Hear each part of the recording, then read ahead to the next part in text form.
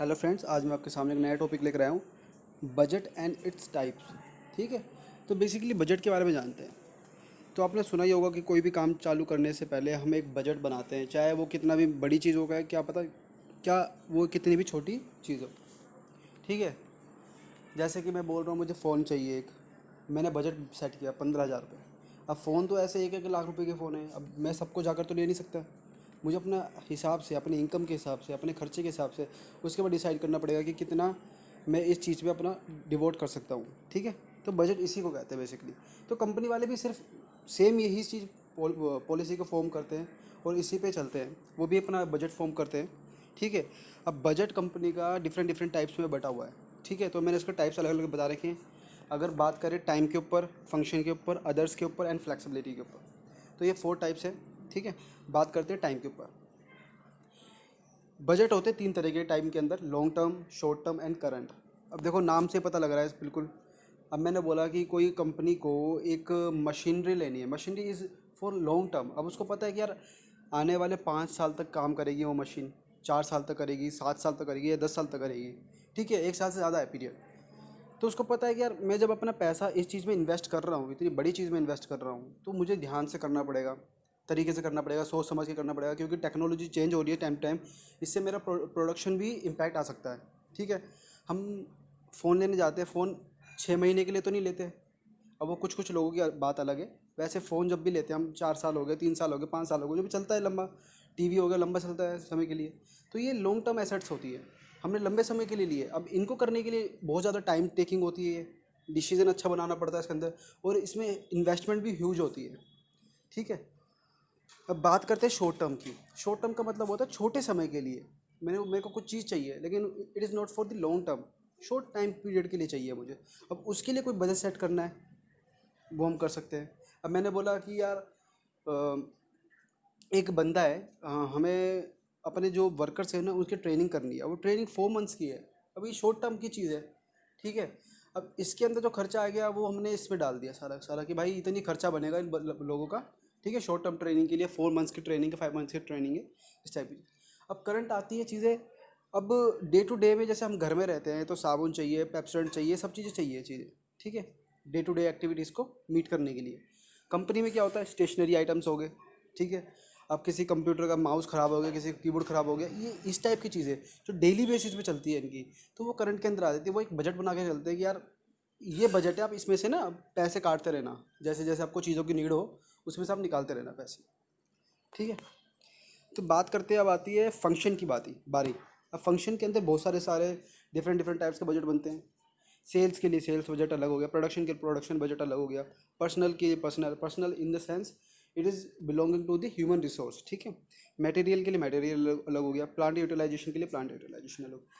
Function के अंदर आपका सेपरेट बजट बनाया जाता है हर एक चीज़ के लिए। जितने भी आपके डिपार्टमेंट्स हैं कंपनी के अंदर, उसके लिए एक पर्टिकुलर बजट बनेगा। सेल्स के लिए अलग होगा, प्रोडक्शन वाला अलग होगा, मार्केटिंग के लिए अलग बजट बनेगा। ठीक है। ये सब चीज़ें होती है इसके अंदर, हर चीज़ के लिए अलग अलग बजट बनेगा हर डिपार्टमेंट के लिए। अदर्स से पहले हम बात करते हैं फ्लेक्सिबिलिटी की। फ्लेक्सिबिलिटी का इसके अंदर आता है 2 चीज़ें, फिक्स्ड एंड फ्लेक्सिबल। फिक्स्ड की बात करते हैं। फिक्स का मतलब ये होता है जो हमने बजट सेट कर दिया, it can not be reversible, हम इसको चेंज नहीं कर सकते बिल्कुल भी। ठीक है। वो फिक्स्ड हो गया। अब भाई मैंने, कंपनी है मेरी, अब मेरी कंपनी की मैं बोल रहा हूँ, मैंने लोन लेकर 2 लाख का लोन लेकर 3 लाख की एक मशीन ली। 1 लाख मैंने अपने आप से लगाए, मैंने एक मशीन खरीदी। ठीक है। अब हुआ क्या, वो मैंने मशीन एक्वायर कर ली। कल को 6 महीने, 2 महीने, 4 महीने बाद एक नई मशीन आई 4 लाख रुपए की। क्या मैं उसको ले सकता हूँ अभी? नहीं यार। अब मैंने अपना बजट जो अलॉट कर दिया, मुझे उसी में गेम खेलना पड़ेगा, मैं इसको चेंज नहीं कर सकता। ठीक है। अब इन्वायरमेंट में कितना भी चेंज आए, बाहर की चीज़ों में कितना चेंज आए, मैं अपना बजट में चेंज नहीं कर रहा। तो ये थोड़ा सा इसका डिसएडवांटेज है कि जैसे जैसे इन्वायरमेंट में चेंज आता है, टैक्सेशन के अंदर चेंज आता है, सब पॉलिसीज़ के अंदर चेंज आता है, तो ये उसके साथ अडॉप्ट नहीं कर पाता। अब मैं बात करता हूँ फ्लेक्सिबल की। फ्लेक्सिबल नाम से पता लग रहा है ये फ्लेक्सिबल है, इसका मतलब कि आप इसको चेंज कर सकते हो अकॉर्डिंग टू योर नीड्स। अब मैंने बोला कि भाई मुझे मार्केटिंग में मेरी थोड़ी सी कम बजट लगा जितना मैंने सजेस्ट किया था। ठीक है भाई, पैसे बचे। लेकिन जब मैं कोई मशीनरी खरीद रहा हूँ तो उसमें मशीनरी थोड़ी मुझे महंगी पड़ रही है, तो मैंने उसमें पैसा लगा दिया। वो बजट दोनों डिफरेंट है, बट मैंने जो बजट अलॉट किया था मैं उसमें कम ज़्यादा कर सकता हूँ। It is flexible budget. ठीक है। अब अदर्स की बात करते हैं। अब अदर्स के अंदर थोड़ा ध्यान से देखना, ये छोटे छोटे टॉपिक्स बन जाते हैं और ये क्वेश्चन में आ जाता है पेपर में, 5 5 नंबर में शॉर्ट नंबर नोट में आ जाते हैं। Master budget.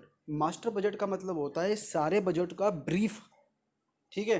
जितने भी बजट है आपके, जितने भी बजट बनाती है कंपनी, उन सब का ब्रीफ, जो कंपनी के बड़े बड़े अधिकारी होते हैं ना, बोर्ड ऑफ डायरेक्टर्स होते हैं या मैनेजर्स होते हैं, ये क्या करते हैं जनरली, बोर्ड ऑफ डायरेक्टर्स या सीईओ, ये मास्टर बजट चेक करते हैं। कभी भी एक पर्टिकुलर बजट का अलग अलग नहीं देखते, ये एक मास्टर बजट लेते हैं, उसके अंदर सारी जानकारी मिल जाती है उनको कि भाई कितना बजट अलॉट किया इसके लिए, कितना बजट सेल्स के लिए किया, कितना प्रोडक्शन के लिए, कितना ह्यूमन रिसोर्स के लिए, सब चीज़ें पता लग जाती हैं इनको। मास्टर बजट का नाम होता है सिर्फ, इसका मतलब ही यही है, सारे बजट्स का एक ब्रीफ चीज़, मतलब जिसको बोलते हैं ना डिस्क्राइब, ब्रीफ ब्रीफ आता है, जो मेन मेन पॉइंट्स होंगे, मेन मेन फीचर्स होंगे सब बजट की, वो बता दी जाएगी। Then we talking about the rolling budget. देखो रोलिंग बजट होता क्या है, बेसिकली ये कंटिन्यूसली चलता हुआ बजट होता है। जैसे कि मैंने बोला 2017 से 18 के पीरियड के लिए मैंने एक बजट सेट किया फॉर 12 मंथ्स, ठीक है, एक साल के लिए। जब वो मेरा 18वां साल ख़त्म हुआ, जब 17वां साल को ख़त्म हुआ, तो मैंने नेक्स्ट साल से एक नया बजट बनाता हूँ। हर साल नया बजट चलता है, मैं एक नया बजट बनाता हूँ। जो वो नया बजट बनाता हूँ ना, मैं पिछले साल की जो डिमांड एंड मेरे जो भी सप्लाई थी उसको लेते हुए, उसको मद्देनज़र रखते हुए बनाता हूँ। तो ये क्या हुआ, मेरा एक बजट ख़त्म हुआ, मैंने दूसरा बजट बनाया, बिल्कुल सेम की सेम नहीं उठाया मैंने चेंजेस करे उसके अंदर। आज की डिमांड देखी, आज की सप्लाई देखी, आज की टैक्सेशन पॉलिसीज़ देखी। अब गवर्नमेंट को भी देख सकते हो, जैसे गवर्नमेंट के टाइम टू टाइम गवर्नमेंट भी हर साल नया बजट हर साल तो नहीं, 4 to 5, हर सॉरी गवर्नमेंट भी हर साल बजट निकालती है नया का नया। ठीक है। वो क्यों निकालती है, क्योंकि हमारी पॉपुलेशन में इंक्रीमेंट आ रहा है, फिर गवर्नमेंट कितने लोन्स ले रही है, कितने टैक्सेशन दे रही है, उसके हिसाब से गवर्नमेंट को सब कुछ मेज़र करना पड़ता है कि कितना उनके पास बच रहा है, कितना जा रहा है, सब कुछ देखना पड़ता है। तो बजट वो भी बनाते हैं, ठीक है, रेगुलर बेसिस पे। और हम भी रोलिंग बजट जो होता है वो भी बिल्कुल सेम होता है गवर्नमेंट बजट के जैसा।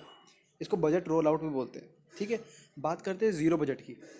ज़ीरो बजट का मतलब ये होता है कि आपकी कंपनी जब नई है मार्केट में, बिल्कुल न्यू है, ठीक है, इससे पहले उसका कोई इतिहास नहीं था, वो नई कंपनी आई, तो उसने क्या करा, उसको बजट चाहिए। अब वो बजट कैसे बनाए, या तो वो पीछे बेस ईयर को देख के बनाए, अपना जो प्रीवियस ईयर है उसमें देख के बनाए, लेकिन प्रीवियस ईयर तो है ही नहीं कोई भी। तो वो क्या करते हैं, वो स्टैटिस्टिकली एनालाइज करती है, आज की डिमांड क्या है, आज की डिमांड एंड सप्लाई क्या है, जो उससे कंपटीशन है, जो और कोई कंपटीशन है जो सेम इंडस्ट्रीज़ के अंदर, जैसे मैं पेप्सोडेंट की बात कर रहा हूँ, कोलगेट, जैसे पेप्सोडेंट नहीं आई है मार्केट में, एक तरफ कोलगेट है, ठीक है। अब वो पेप्सोडेंट देखिए कि कोलगेट ने कैसे स्टैब्लिशमेंट करी, कैसे कैसे चीज़ें करी, क्या क्या बजट कोलगेट ने अपने यूज़ किया अपनी प्रोडक्शन को बढ़ाने के लिए, उसको बनाने के लिए, वो उसका बजट एनालाइज करती है। फिर उसके हिसाब से अपनी करंट नीड डिमांड देखती है और अपनी कॉस्टिंग देखती है, उसके अकॉर्डिंग वो एक बजट सेट करता है। इसको हम बोल सकते हैं न्यू बजट। ये बिल्कुल न्यू कंपनी के लिए बजट होता है, ठीक है, बिल्कुल स्टार्टिंग से। फिर आता है अप्रोप्रिएशन बजट। अप्रोप्रिएशन बजट का मतलब ये हो गया, जैसे कि हमें पता है कि इन्फ्लेशन हो रहा है, सबको पता है, महंगाई बढ़ रही है, हर साल चीज़ें के दाम बढ़ते हैं, 1 रुपये बढ़े, 2 रुपये बढ़े, हर चीज़ में बढ़ोतरी होती है, इंटरेस्ट रेट हो गया, सब चीज़ें होगी, किसी को लोन का पैसा चुकाना है, वो चुकाना है, सब कुछ बढ़ रहा है। तो भाई जो आज मैंने मशीनरी सेम 1 लाख रुपए की खरीदी, मानता हूँ अगले साल वो क्या पता 80 हज़ार रुपये की हो जाए, लेकिन उस 80 हज़ार रुपये वाली मशीन से मेरा काम नहीं चलेगा, क्योंकि नई टेक्नोलॉजी आ गई, मुझे नई मशीन चाहिए। फ़ोन के साथ भी सेम है, आज आपने कोई 10 हज़ार का फ़ोन लिया, वो 6 महीने बाद वो 8 या 5 हज़ार रुपये का हो जाता है। लेकिन भाई लोगों को स्पीड चाहिए, लोगों को कैमरा अच्छा चाहिए, लेकिन उसी रेंज में फिर आपको नया मॉडल मिल जाता है, फिर आप वो नया मॉडल के पीछे भागते हो। क्यों? क्योंकि आपको फीचर ज़्यादा मिल रहे हैं, फास्ट प्रोसेसर मिल रहा है, सब कुछ मिल रहा है, ठीक है। तो सेम इसके अंदर भी है, बजट के अंदर भी। अब जो चीज़ आपने 80 हज़ार रुपये मशीन नहीं लगाई थी, वो अगले साल क्या पता 1.5 लाख रुपए की पड़ जाए, ठीक है, आपको खरीदनी पड़ जाए। तो ये अप्रोप्रिएशन हो रहा है, जो बढ़ोतरी हो रही है ना, ये वो बजट होता है। फिर एक आता है लास्ट, परफॉर्मेंस बजट।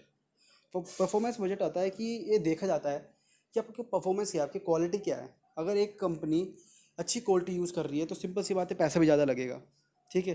परफॉर्मेंस के ऊपर डिपेंड करता है पूरा का पूरा, वो कैसी परफॉर्मेंस दे रही है, वो कैसा काम कर रही है। देखो सिंपल सी बात है, हम कहते हैं ना कि यार फास्ट डिलीवरी चाहिए, फास्ट डिलीवरी चाहिए, वो कहता है कि मैं 100 रुपये एक्स्ट्रा लूँगा, डिलीवरी वाला बॉय या जो भी कंपनी है, जो भी आपके घर तक कुरियर का कंपनी है, वो 100 200 रुपये आपसे एक्स्ट्रा लेती है फॉर फास्ट डिलीवरी। क्यों? क्योंकि वो अपनी परफॉर्मेंस इंक्रीज़ कर रही है, तो उसको भी अपना कुछ कॉस्टिंग बढ़ानी पड़ेगी ओरिजिनली।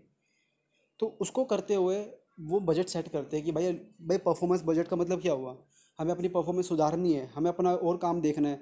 तो जैसे कि मैंने बोला परफॉर्मेंस बजट के अंदर मेरी बहुत बड़ी कंपनी है, मतलब कि इंपोर्ट एक्सपोर्ट की, या मैं बोल सकता हूँ मेरी फैक्ट्री है बहुत अच्छी।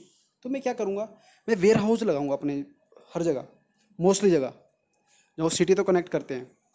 अब इससे क्या होगा, भाई मेरी कॉस्टिंग तो लग रही है वेयर हाउस में, लेकिन इससे मेरी टाइम जो टाइम कंजम्पशन होगा ना लोगों तक सामान पहुंचने का, वो बहुत कम हो जाएगा।